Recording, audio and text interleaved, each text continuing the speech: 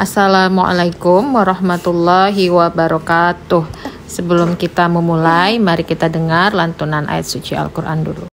Bismillahirrahmanirrahim.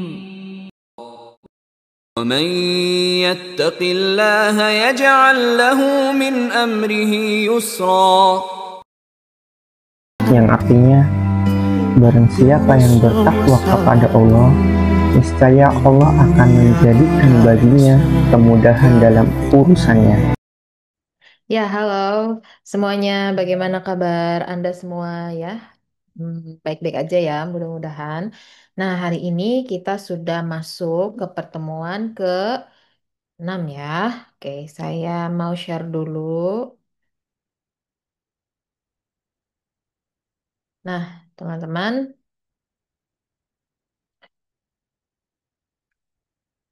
kita sudah masuk ke pertemuan ke-6 tentang bisnis model Canvas. Jadi, pada pertemuan kita kali ini, Anda sudah mulai praktik merumuskan dan Anda mencoba untuk berpikir bagaimana membuat sebuah rencana bisnis, tapi dengan bentuk model Canvas ini. Nah, indikator penilaian untuk sekarang ini adalah pertama, Anda menjelaskan sistematika rencana bisnis. Kemudian setelah itu nanti Anda juga diajak menjelaskan bisnis model Canvas. Nah, ini adalah sistematika rencana bisnis kita. Nah, di sini ada eh, rencana bisnis itu dimulai dari ringkasan ya, ringkasan rencana bisnis. Ini sudah waktu pertemuan kelima saya jabarkan, kemudian juga dideskripsikan. Setelah dideskripsikan bisnis ini, kemudian dianalisis lingkungan dan industri, perencanaan produksi, perencanaan operasional, kemudian perencanaan pemasaran, perencanaan keuangan, perencanaan organisasi, manajemen risiko, dan lampiran. Nah, ini sudah di pertemuan kemarin ya, kita bahas satu persatu dan kalian juga mungkin sudah mulai menyusun untuk membuat rencana bisnis ini ya. Selanjutnya, ini ada model yang terbaru yaitu 9 elements in the business model canvas. Di sini adalah ada 9 model canvas yang perlu kita siapkan, teman-teman. Pertama itu tentang customer segment ya. Kedua, value proposition. Kemudian ada channels. Channels itu jaringan. Kemudian customer relationship ya, bagaimana Anda nanti mengelola hubungan yang baik dengan customer. Kemudian revenue streams, lalu key resource, lalu key activities, key partnership, dan cost structure. Nah, baik kita masuk saja ke customer segment. Nah, customer segment ini teman-teman ada tiga. Pertama ada customer job, ada customer gain, dan ada customer pain ya. Nah, apa itu customer jobs di sini? Customer job ini adalah segmentasi konsumen ya. Nah, ini merupakan proses mengategorikan konsumen berdasarkan faktor tertentu. Segmentasi berfungsi ini agar produk yang dihasilkan memiliki pasar dan konsumen yang tepat. Lebih jelasnya, kita jual apa dan produk kita ini seharusnya dipasarkan ke siapa? Nah, kira-kira itu yang dimaksud dengan segmentasi pasar ya. Jadi umpamanya contoh kalau produk Pampers, berarti kalau kita menjual produk Pampers, nah itu berarti kan sasaran konsumennya adalah ibu-ibu yang sudah mempunyai anak bayi ya. Nah, seperti itu. Jadi kita mencoba untuk memilah-milah konsumen agar promosi yang kita lakukan itu tepat sasaran. Intinya itu. Kemudian di sini ada customer gain. Customer gain ini adalah elemen penting dalam menciptakan loyalitas pelanggan ya dan mendorong pembelian ulang seperti kepuasan, kenyamanan, efisiensi, kualitas dan pengalaman. Jadi makanya teman-teman, ketika kita mendapatkan seorang konsumen kepada kita dalam hal ini membeli produk atau layanan kita, lebih baik mereka dilayani secara ramah ya, secara baik sehingga mereka akan kembali lagi kepada kita. Nah, itu jadi loyalitas mereka tinggi terhadap kita. maka itu disebutnya dengan pelanggan gitu ya, pelanggan yang setia. Kemudian yang ketiga adalah di sini ada customer pain. Customer pain ini adalah merujuk pada masalah kesulitan atau ketidakpuasan yang dialami pelanggan ya dalam konteks produk atau layanan. Mencakup seperti masalah fungsional, kekurangan layanan, biaya, kompleksitas, waktu. Jadi kalau memang misalnya kita namanya berdagang, berusaha, berwirausaha itu kalau kita berseluruh konsumen pasti akan ada saja masalah-masalah. Nah, sebaiknya kita harus mengantisipasi agar masalah kita dengan konsumen itu tidak berlarut-larut. Sehingga kita perlu adanya penanganan khusus terhadap pelayanan kita terhadap konsumen, baik dari segi produk maupun dari segi internal kitanya, gitu ya. Nah, apa value proposition di sini? Value proposition di sini adalah proporsi nilai. Jadi kita ini sudah masuk ya ke sini ya. Tadi sudah kita sudah membahas tentang ini, kemudian kita ke value proposition. Nah, value proposition ini adalah tentang nilai, nilai yang dijanjikan oleh perusahaan ini kepada pemangku kepentingan ya, agar produknya ini dapat diterima oleh pasar ataupun konsumen. Intinya, proporsi nilai ini akan membuat produk dari sebuah perusahaan menjadi berbeda dan memiliki nilai yang lebih baik dibandingkan dengan kompetitor. Proporsi nilai merupakan bagian penting dari strategi bisnis perusahaan sebagai alat menarik calon konsumen. Jadi, kalau diibaratkan ini ada mempunyai nilai tertentu atau mempunyai keunikan tertentu dibandingkan dengan produk dari kompetitor lain. Sehingga nanti kita akan menjadi pembeda dan itu akan diingat oleh masyarakat maupun oleh pemangku-pemangku kepentingan yang lain. Misalnya produk air mineral. Nah, air mineral itu kan banyak sekali yang dipasarkan di Indonesia ya. Air mineral kemasan. Nah, sehingga ada masing-masing produk mempunyai keunikan-keunikan tersendiri. Sehingga mereka itu mempunyai nilai-nilai tersendiri di hati masyarakat dan para konsumennya. Nah, seperti itu ya. Kemudian yang ketiga ini kita tentang channels. Channels itu ya jaringan ya. Di sini atau distribusi saluran ya, saluran langsung, ada juga saluran tidak langsung. Di sini kalau saluran langsung itu tanpa perantara dan saluran tidak langsung itu melibatkan perantara. Nah, ini perusahaan harus menentukan ya saluran distribusi yang tepat. Contohnya ini misalnya eh, channel kita bisa kita bangun di sosial media ya, bisa juga kita bangun di website. Membuat website itu udah sangat wajib teman-teman. Sosial media dan website itu di era zaman sekarang tahun 2025 ke depan ini akan menjadi eh, gongnya bagi usaha-usaha baru juga. Jangan khawatir kalau bagi yang punya pemula-pemula usaha baru justru ini adalah kesempatan kalian untuk membuat usaha agar lebih booming lagi karena sekarang ini mudah ya, sudah mudah dengan adanya pemanfaatan sosial media, kemudian kita juga ada di website. Nah, itu mudah sekali untuk berkembang pengusaha-pengusaha yang baru ini dibandingkan dengan memang pengusaha-pengusaha yang lama. Nah, di sini ada community, jadi bisa juga kita masuk si wirausahawannya itu membentuk satu community sehingga dia akan banyak sekali ya teman-teman, kolega-kolega bisnis jaringannya. Lalu kemudian juga bisa yang lain-lainnya atau misalnya kita dalam membangun channels ini selain sosial media, website, community juga bisa dari door to door misalnya ya, ya apapun itu yang penting kita memperluas jaringan jangkauan usaha kita agar lebih dikenal lagi. Nah, selanjutnya ada customer relationship. Customer relationship ini kunci keberhasilan ya dalam membangun hubungan konsumen dengan menciptakan nilai tambah ya dan memperhatikan kepuasan dari konsumen itu sendiri. Ini sangat penting karena walau bagaimanapun agar konsumen kembali lagi ke kita, konsumen itu harus merasa puas terlebih dahulu. Kalau sudah merasa puas ya, maka pelanggan itu akan terus kembali lagi ke kita untuk membeli atau mengorder atau repeat order ya, sehingga mereka itu akan menjadi pelanggan setia atau loyalitas pelanggannya yang sangat tinggi terhadap produk yang kita tawarkan. Makanya di sini digaris bawahi, maka produknya di sini harus menarik ya. Kemudian perusahaan harus memahami perspektif konsumen. konsumen juga sering dihadapkan kepada berbagai pilihan produk ya dan layanan sehingga merasa bingung dalam membuat keputusan. Nah, perusahaan harus menawarkan nilai konsumen yang paling tinggi ya, evaluasi konsumen terhadap pembedaan antara biaya dan juga manfaat dari penawaran pasar agar dibandingkan dengan tawaran yang diberikan oleh pesaing.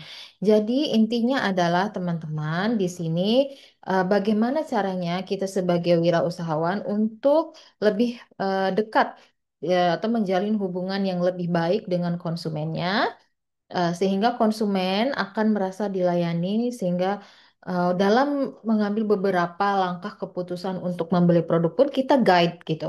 Kita harus bisa memandu mereka untuk memilih produk-produk yang mereka inginkan sesuai dengan passion mereka masing-masing. Ya, dan setelah mereka misalnya mendapatkan pelayanan dari kita, kita evaluasi kembali apakah konsumen itu em, apa namanya bisa menerima ya tawaran kita atau kita mau memberikan produk baru apakah bisa menerimanya juga. Nah, ini juga perlu dikaji setiap saat karena konsumen itu penting untuk kita ya. Kita dari mana hidupnya kalau bukan dari konsumen misalkan begitu. Kalau seorang wirausahawan tuh selalu berpikir seperti itu. Oke. Kita masuk ke revenue ya, revenue streams. Nah, yang di sini. Revenue stream ini adalah sumber pendapatan memiliki peran penting karena menentukan kelangsungan hidup perusahaan. Nah, di sini pengelolaan komponen ini sangat krusial ya untuk meningkatkan pendapatan perusahaan. Di sini seluruh proses ini mulai dari datangnya bahan baku ya, kemudian bagaimana dia mau diproduksinya hingga kemudian dijual kembali. Nah, ini perlu dikaji, perlu eh, apa namanya ya diberikan perhatian khusus. Kenapa? Agar kita bisa lebih memperkecil biaya produksi tapi menghasilkan keuntungan yang sebesar-besarnya. Kira-kira seperti itu ya. Jadi pendapatan kita naik ya, dan biaya operasional pun bisa kita apa namanya kita handle dengan baik gitu ya. Kemudian ada key resource.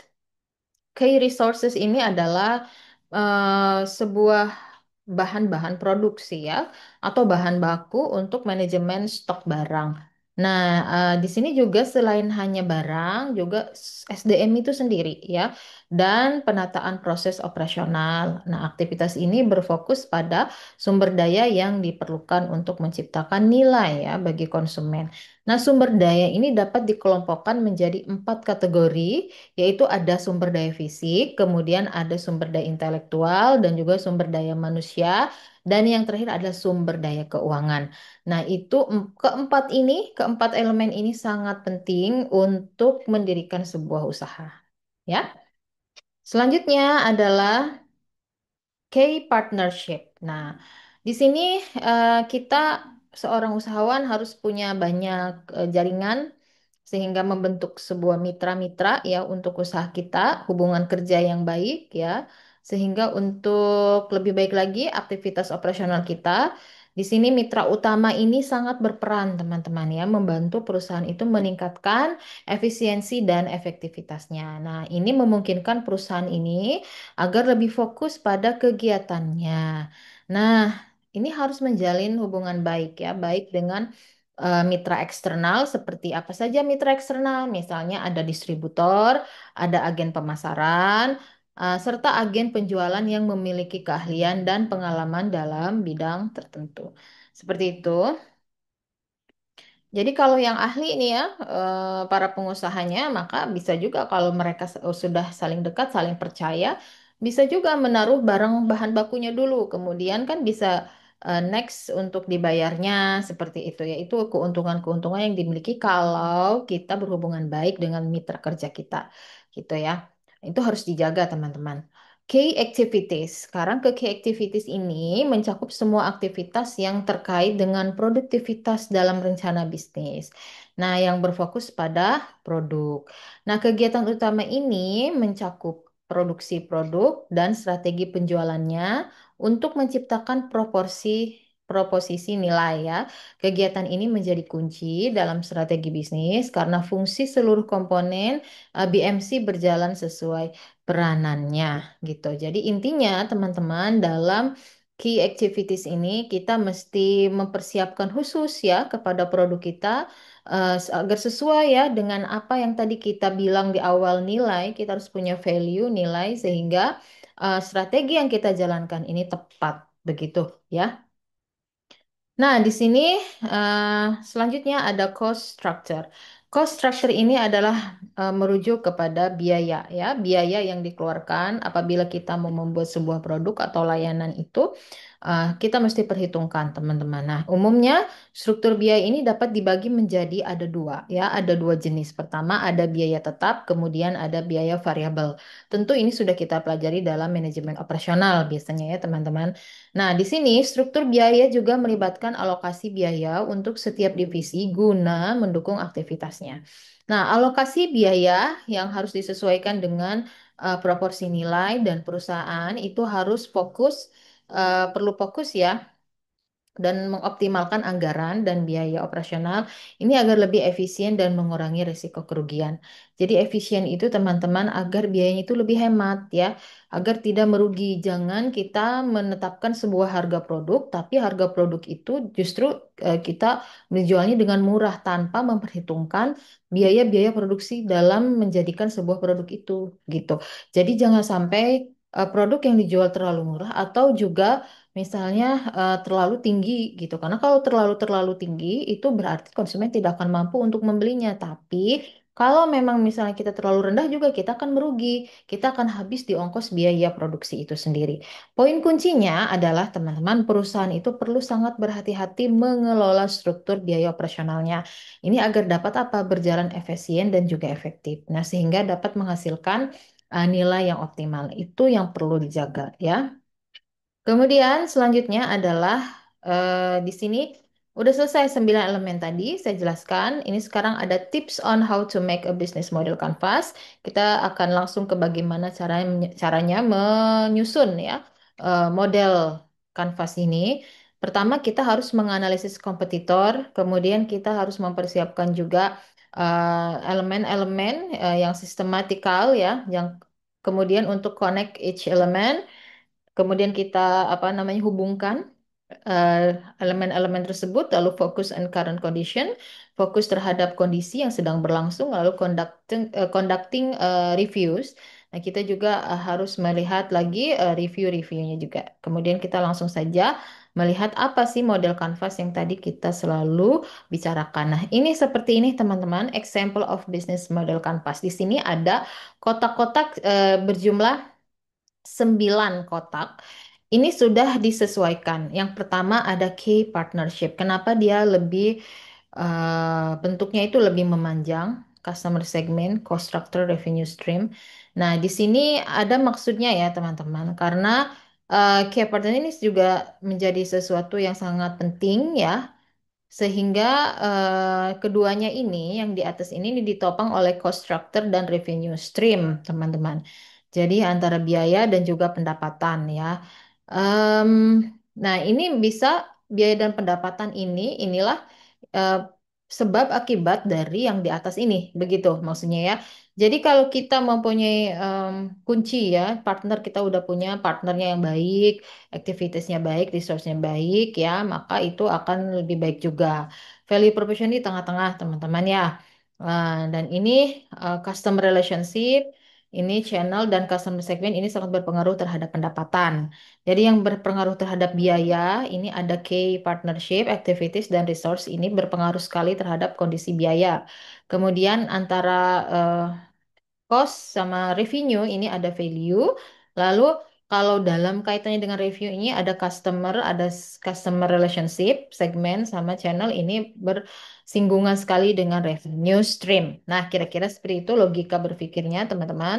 Sehingga eh, kesimpulannya di sini adalah kerangka dari tema model bisnis kampas ini dianggap lebih sederhana, teman-teman, dibanding praktis dan mudah dikerjakan. Nah, bisnis model Canvas ini biasa disingkat BMC ya pertama kali ini dikenalkan oleh Alexander Osterwalder Tujuan BMC ini adalah mempersingkat penulisan rencana bisnis ya, serta meminimalisasi kesalahan dan risiko yang mungkin akan timbul saat eksekusi sebuah rencana bisnis. Jadi saat menyusun sebuah rencana bisnis, ini perilaku bisnis ini seringkali hanya fokus menyempurnakan produk dan mengabaikan aspek lain. Nah, BMC ini membantu ya teman-teman dalam ini pemetaan sebuah rencana bisnis begitu ya yang akan dijalankan. Jadi bisnis BMC juga membantu mengidentifikasi poin-poin apa saja yang penting yang perlu dipahami dan diperhatikan dalam mempersiapkan sebuah model bisnis dan seluruh aspek yang terdapat di dalam tema. Jadi ini lebih kepada membuat kerangka berpikirnya lah ya dalam artian Anda membangun sebuah bisnis gitu. Ini juga jadi jangan terpaku hanya produknya tapi juga dengan elemen-elemen lain. Nah, kesembilan ini yang ada tadi kita lihat di sini ini sangat penting semua teman-teman. Jadi bisa kalian analisis satu persatu di sini ya. Nah, untuk tugas kalian, ini silakan Anda membuat bisnis model kanvas. Nah, untuk yang tampilannya ini saya sudah sediakan, kalian tinggal milih aja ya. Apakah mau seperti ini ya? Nah, ini ada modelnya seperti ini. Kemudian Anda apakah mau seperti ini ya? Dan juga ada yang seperti ini. Silahkan kalian pilih mau modelnya mau yang seperti apa gitu ya. Ada tiga model ya. Ada empat model. Nah, di sini ada satu lagi gitu. Lima model ya kurang lebih ya. Nah, ini silahkan ada lima model. Kalian pilih mau yang model mana. Nah, ini bisa dipakai ya. Oke, kita lihat ini model pertama, model kedua, sorry. Kemudian model ketiga, ini boleh di screenshot saja ya. Model keempat dan model kelima. Nah, itu silahkan kalian mau pakai template model yang mana. Baiklah teman-teman, segitu saja dari Ibu. Semoga dalam pertemuan kali ini em, bisa dipahami ya dan juga kita bisa mengerjakan tugas yang ini. Oke, apabila ada pertanyaan dan lain hal, silahkan boleh chat Ibu di Telegram yang sudah kita bagikan ya. Oke, terima kasih. Assalamualaikum warahmatullahi wabarakatuh. Bye bye. Terima kasih sudah menonton. Wassalamualaikum warahmatullahi wabarakatuh. Bye bye.